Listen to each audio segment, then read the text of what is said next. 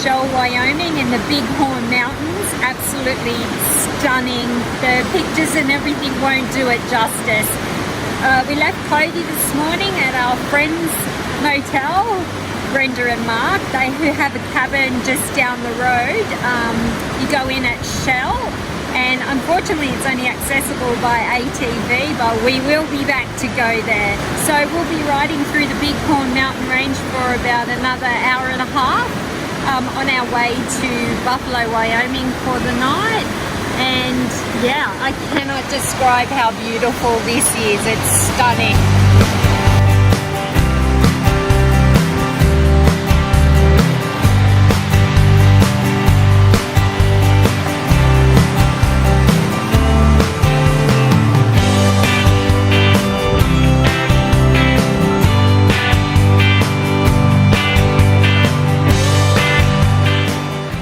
Today we're heading to Buffalo.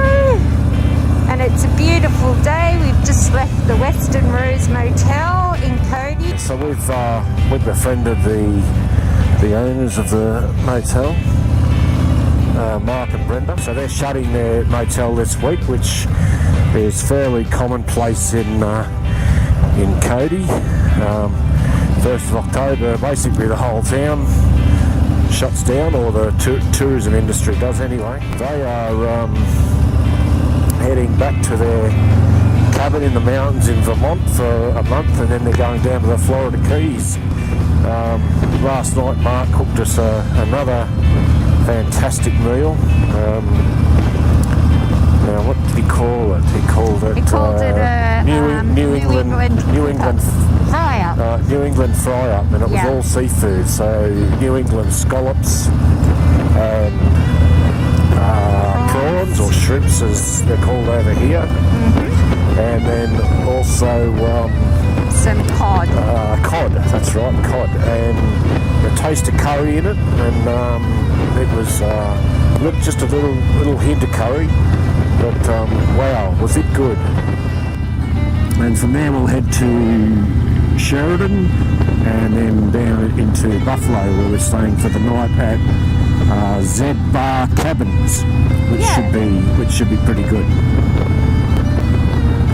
So on the way there, we'll before we hit, or between Shell and Sheridan, we'll be hitting the Big Horn Mountains, and prior to that we'll be going through the Big Horn Basin. So Big Horn Basin is absolutely mineral rich, coal, oil, gas. But it's not really mined as such. It's at the moment it's pretty much natural state. We're getting a bit of speed up now, 70 miles an hour here, so we'll sign off for now, and we'll catch us on the black.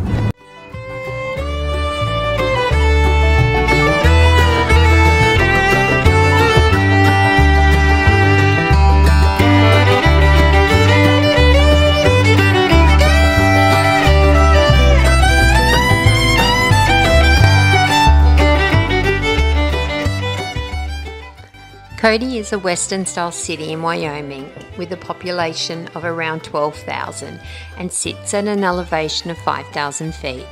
It is named after Buffalo Bill Cody for his part in the founding of Cody in 1896. The Buffalo Bill Museum in Cody is huge and can't be missed, nor can the historic Oma's Hotel, which Buffalo Bill was part owner. Another must-see is the Cody Roundup, a rodeo, or rodeo, that happens every night in the tourist season. Cody is the eastern gateway to Yellowstone National Park, and the road there is awesome, where you ride through some beautiful canyons alongside the Buffalo Bill Dam and through a mile-long tunnel.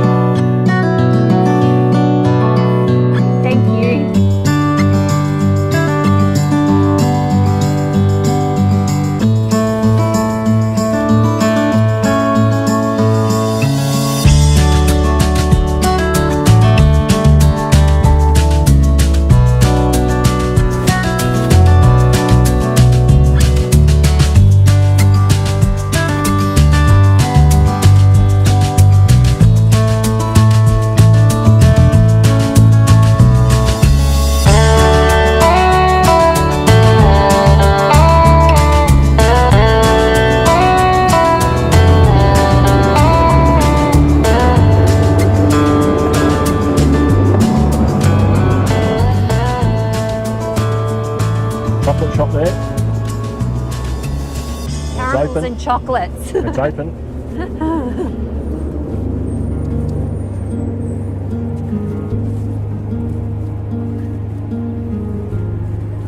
Margarita.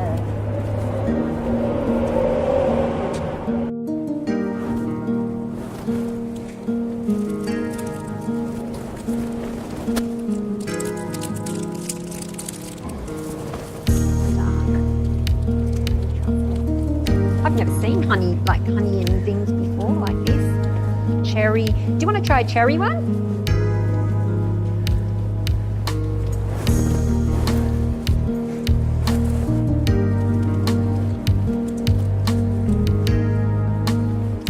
I was looking for coffee.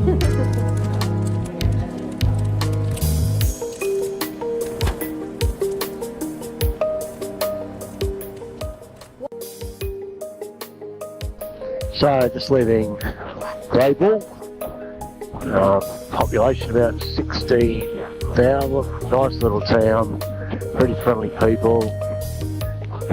We stopped in a few shops there, most of the shops were shut.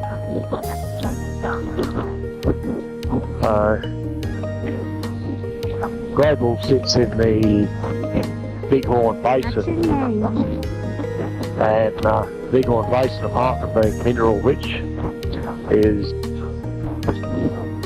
also renowned for dinosaur fossils. So there's the Big Horn River, one of the major ones through western Wyoming.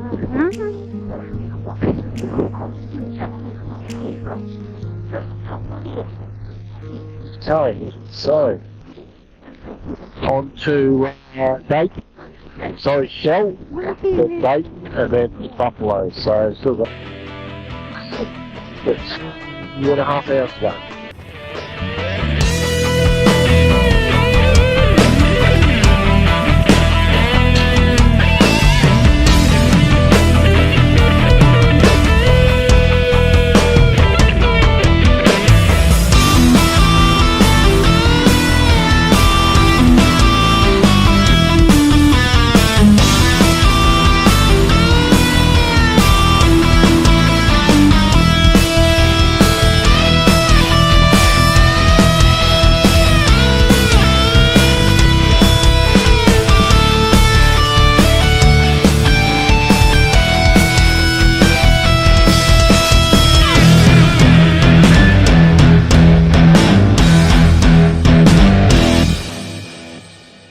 Montana is big sky country, but Wyoming has to be a very close second.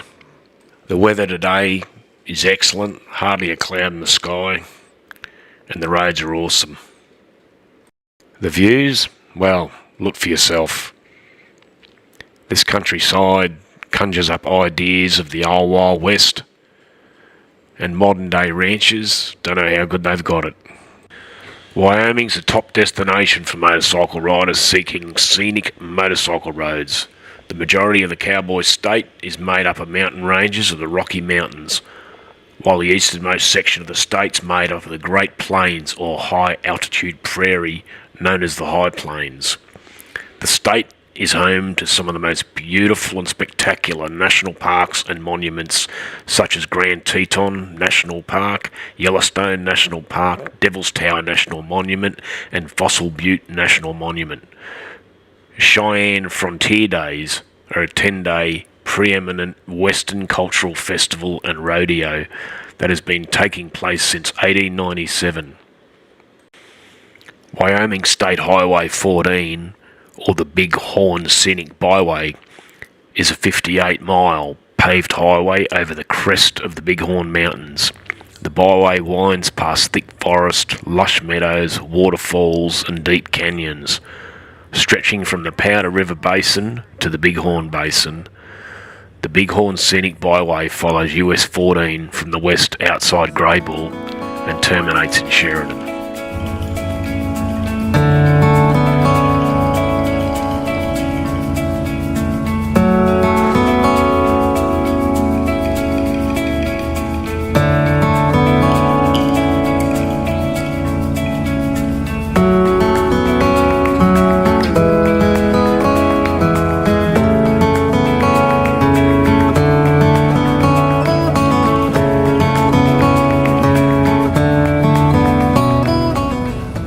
Big Horn Mountains are a scenic high mountain range in northern Wyoming and southern Montana, forming a northwest trending spur from the Rocky Mountains extending approximately 200 miles northward on the Great Plains. The Big Horns were uplifted approximately 70 million years ago and are often rich in fossils. They are separated from the Absaroka Range, which lie on the main branch of the Rockies to the west by the Big Horn Basin. Much of the land is contained within the Big Horn National Forest. Despite extensive prospecting in the Big Horns, no major deposits of precious metals have been found to date. Brief gold rushes of placer deposits occurred at Bald Mountain City and Porcupine Creek and in Big Goose Canyon. The lack of precious metals helped stave off development and settlement in the mountains, in contrast to the Colorado Rockies. The highest peaks within the Big Horns are located in Wyoming and the Big Horn National Forest. Two peaks rise to over 13,000 feet, Cloud Peak and Blacktooth Mountain. There are a dozen more that rise to over 12,000 feet. Colourful rock formations are common. Rocky Mountain juniper and limber pines are scattered on lower elevations, and wildlife includes black bear, moose, pronghorn antelope, rattlesnake, golden eagle and mule deer. The Crow Indians manage a wild bison herd on the portion of the Big Horns. The Crow lands are a sacred area and thus are off limits to non-tribal members.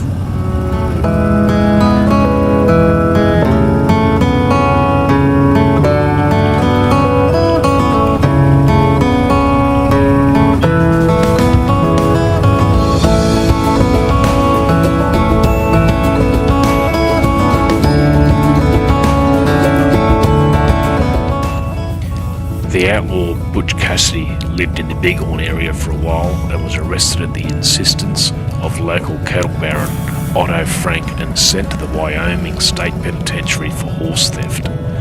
Following his release, he formed the Wild Bunch Gang, which operated from the Hole in the Wall area southeast of the Big Horn Basin.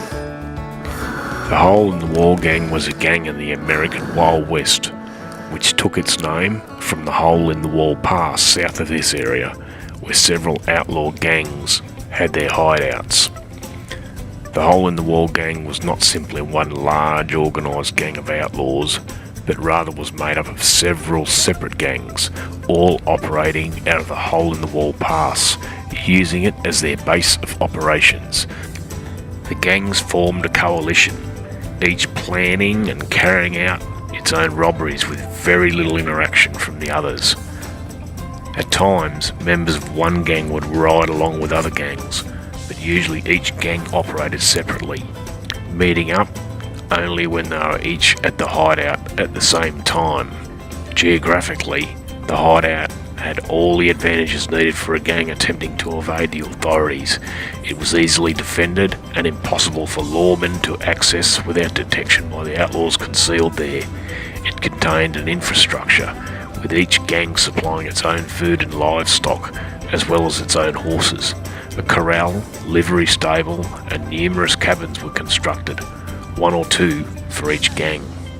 In 1899, after the Wilcox train robbery by the Hole in the Wall Gang, Pinkerton detectives were deployed, who wrote of the gang, the town of Alma being the southern rendezvous for the Wild Bunch, while the Hole in the Wall in Wyoming was their northern hangout. Several posses trailed outlaws to the location, and there were several shootouts as posses attempted to enter, all resulting in the posses being repulsed and being forced to withdraw. No lawman ever successfully entered it to capture outlaws during its more than 50 years of active existence, nor were any lawmen attempting to infiltrate it by use of undercover techniques successful. The encampment operated with a steady stream of outlaw gangs rotating in and out from the late 1860s to the early 20th century. However, by 1910, very few outlaws used the hideout, and it eventually faded into history. One of the cabins used by Butch Cassidy still exists today, and it was moved to Cody, Wyoming, where it's on public display.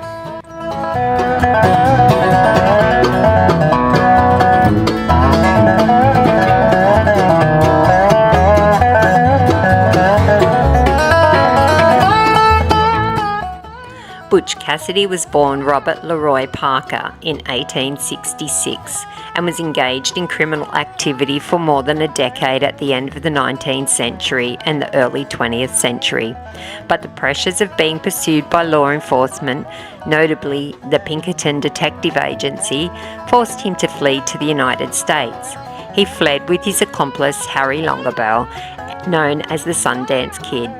They travelled first to Argentina and then to Bolivia, where Parker and Longabow are believed to have been killed in a shootout with the Bolivian army in November 1908. The exact circumstances of their fate continues to be disputed. Parker, or Butch Cassidy, fled his home as a teenager and while working on a dairy ranch met cattle thief Mike Cassidy.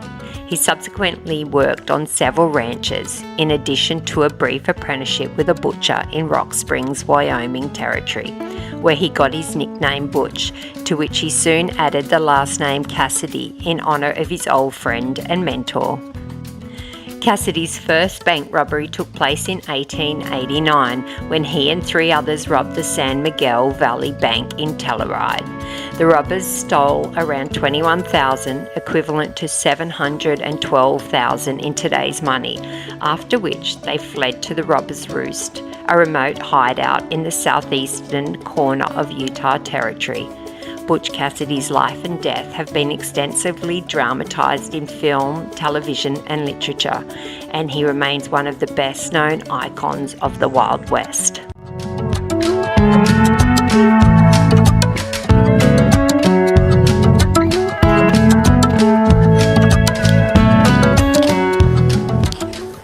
Shell Canyon offers amazing views of Shell Creek and the surrounding mountains and cliffs. Roadside markers help showcase the unique geological formations in this area, with places dating back over 2 billion years.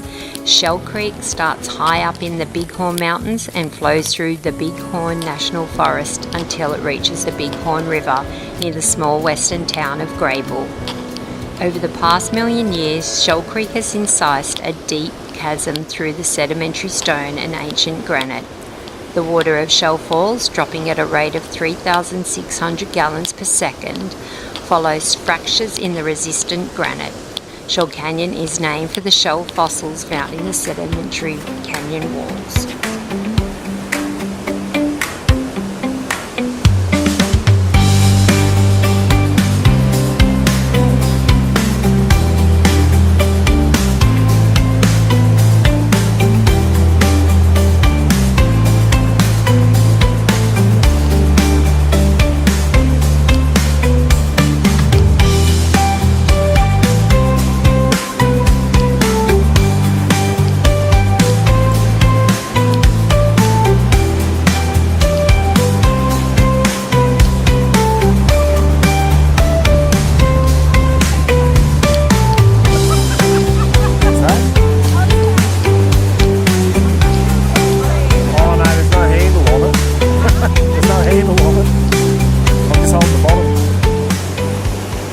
Shell Falls is about halfway down Shell Canyon and a few miles upstream from the town of Shell. The falls are 120 feet in height and tumble over basement rock of granite. From the rest area and interpretive centre, one can see outcrops of the Cambrian flathead sandstone, about 550 million years old, resting on a 2.9 billion year old Precambrian rocks, some of the oldest rocks on Earth.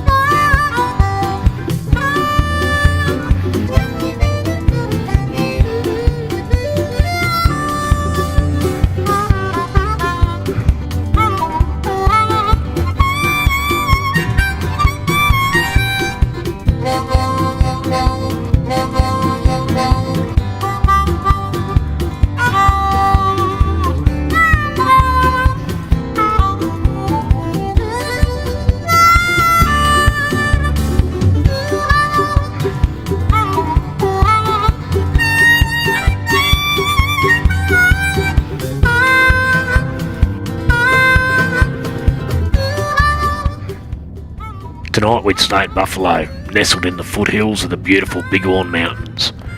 The city is located almost equidistant between Yellowstone Park and Mount Rushmore.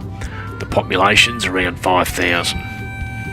The city has experienced an economic boom due to methane production from the coalbed methane extraction method used in the Powder River Basin and surrounding areas. Even though energy is a vital part of Buffalo's economy, agriculture, tourism and recreation are three other major components.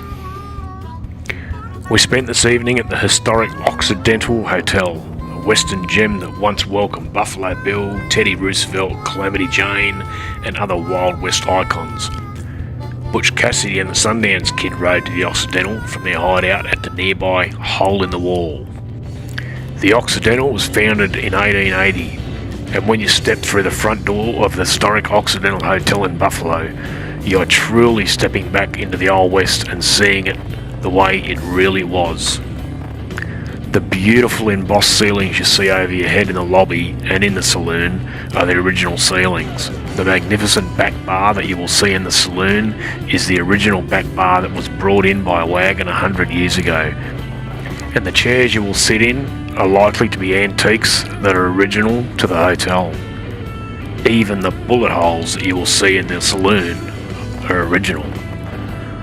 All of it was preserved as if by some kind of historical miracle when many other hotels of the Old West were being torn down or burnt down. And now it's been accurately and beautifully restored to its original grandeur. We finished the evening making new friends and listening to a fantastic local bluegrass band.